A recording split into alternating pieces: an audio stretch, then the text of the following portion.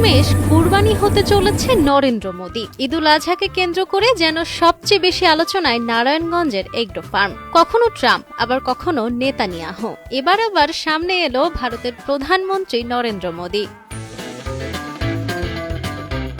জানা যায়, মহিষটির নামের চেয়েও অস্বাভাবিক লম্বা আর সাদা দাড়ি ও ভিন্ন রকম চেহারার কারণে বেশি আলোচনায় এসেছে। বিরল প্রজাতির অ্যালবিনো বা গোলাপি রঙের বিশাল আকৃতির এই মহিষটির দেখা মিলছে নারায়ণগঞ্জে আরকে এগ্রো ফার্মে। সম্প্রতি এ নিয়ে একটি ভিডিও ভাইরাল হয়েছে।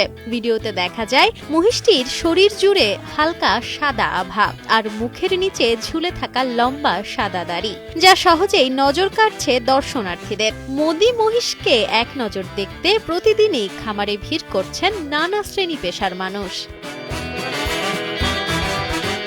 খামারি ও দর্শনার্থীরা জানান, কুরবানির ঈদ সামনে রেখে এই মহিষকে দেখতে জেলা জুড়ে শুরু হয়েছে হইচই। প্রতিদিন ভিড় করছে শত শত মানুষ। সম্প্রতি নারায়ণগঞ্জে একটি খামারে ডোনাল্ড ট্রাম্পের সঙ্গে চেহারা ও চুলের মিল থাকায় ভাইরাল হয় একটি একই জাতের মহিষ। এরই ধারাবাহিকতায় এবার আলোচনায় এসেছে নরেন্দ্র মোদী মহিষ। Nafisa Nowal, Times today.